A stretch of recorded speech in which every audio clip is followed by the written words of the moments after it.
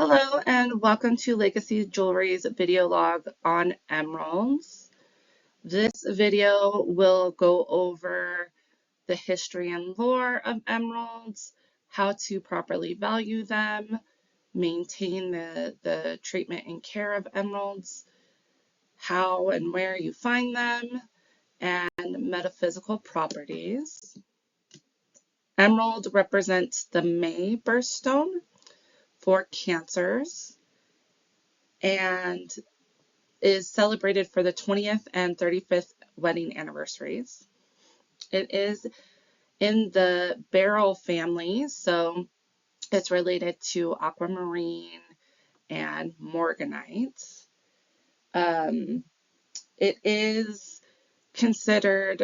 It's only considered emerald if it's a reasonably intense green. Otherwise, it's just classified as a green beryl. So, history and lore.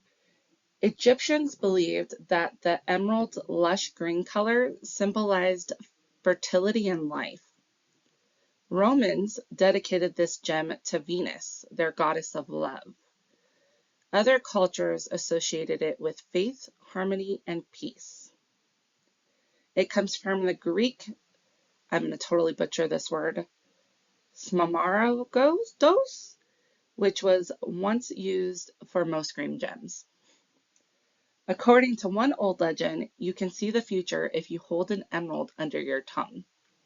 I don't suggest doing that. Others say wearing an emerald brings riches and power, strengthens memory and intelligence, and reveals whether a lover's words are true.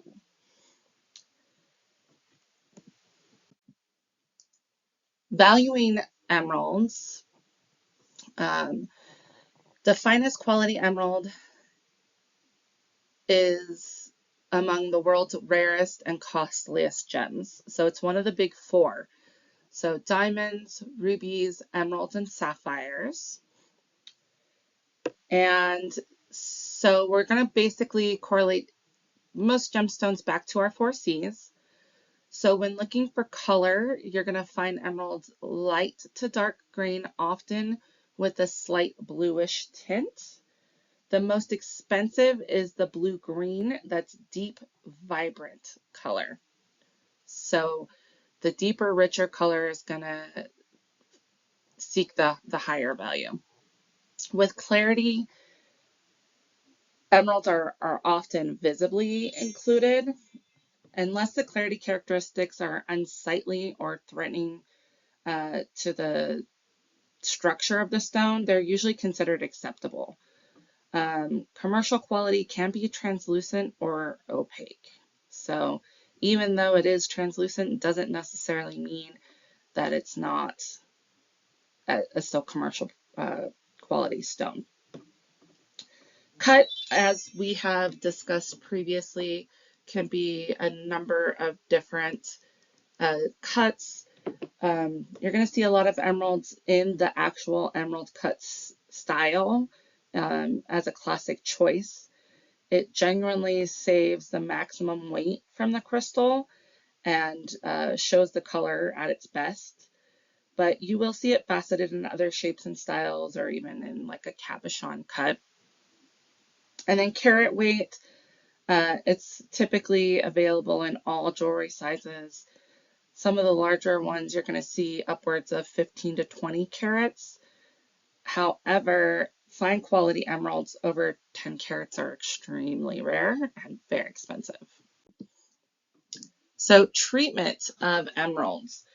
Many emeralds are fracture filled. They have a lot of little crevices in them, and to improve the clarity and the color, they have treatment, and that's been done since Roman times. Modern fillers include colorless oils, which can be either natural or synthetic resins. Sometimes a coloring agent is added to the filler, and then the treatment has to be considered dyeing as well as fracture filled. Oil and some other fillers eventually can deteriorate, So you do want to, have your stone checked and maintained. Oiled stones definitely should not be exposed to intense light or even mild heat, such as direct sunlight, or to any sort of solvents or household chemicals.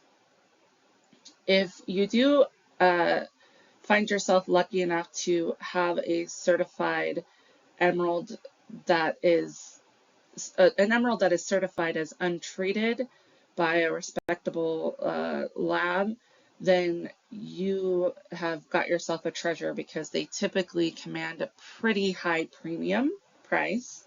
So congratulations on that. So most of them are treated.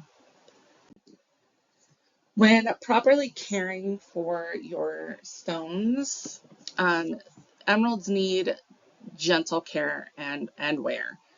And so you also want to make sure that it's in a protective setting. They are moderate to high scratch resistance. They sit on Mohs scale of hardness at a 7.5 to 8. They're fairly resistant to chipping and breaking, but it's usually fair to low, depending on the type and extent of the clarity characteristics. So it's always best to err on the side of caution, and just treat them as though they're fragile. If it is a fractured filled stone, the filling material together with the color and clarity appearance can be affected by light or heat and household chemicals. So many of the cleaners that we use are alcohol, so you want to steer clear of those while wearing your pieces. As far as cleaning, I recommend just using like a Silvet cloth to remove any dust or smudges. You can use a cotton swab or any sort of soft lint-free cloth. Some sort of mild detergent and water, such as like a Dawn dish soap, is safe for an occasional cleaning, but don't recommend any prolonged soaking or hard scrubbing. Typically want to stay away from any sort of like liquid cleaners, that's like a jewelry solvent, as they can sometimes damage the fracture fillings. And you never want to put it in an ultrasonic, because of all those fissures it can, the ultrasonic waves can cause the stone to spread those fissures, creating damage to the stone.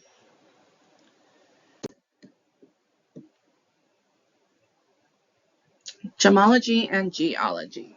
So, a variety of the mineral species beryl, and like I mentioned before, it's related to aquamarine. And if the stone is too pale or yellow, it's just considered a green beryl. If you're interested in the chemical composition, I did mention it there on the slide.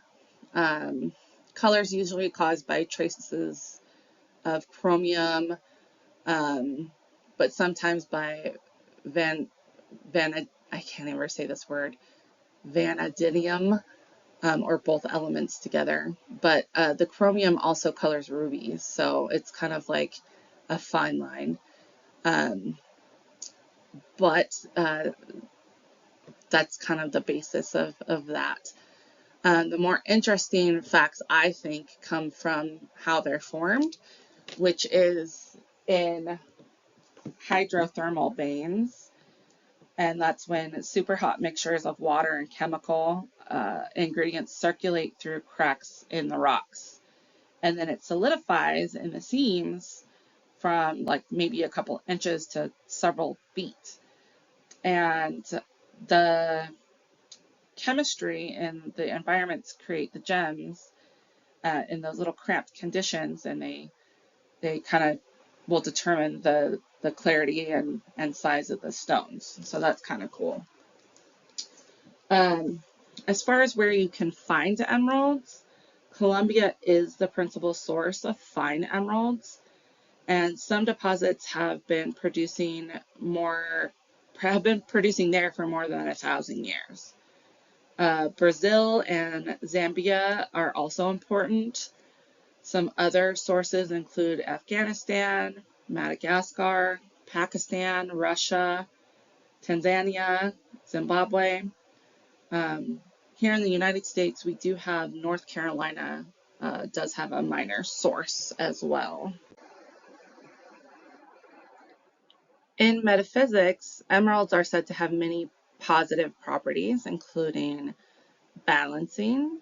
Emeralds are believed to balance the mind and heart, which can lead to emotional equilibrium and the ability to love unconditionally. They also encourage compassion and forgiveness and help people connect with others on a deeper level.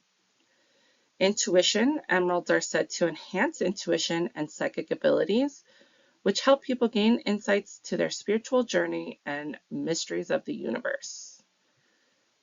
Creativity, emeralds are thought to promote creativity and restore optimistic hope in dreams and visions. Good fortune, emeralds are often associated with fortune and wealth and are sometimes placed in store owners' cash boxes to promote sales. So that said, I'm going to let you guys go so I can go put some emeralds in the cash box. If you have any additional questions on how to maintain your stones, feel free to reach out to us. You can follow us on social media and we would be happy to answer any questions you may have.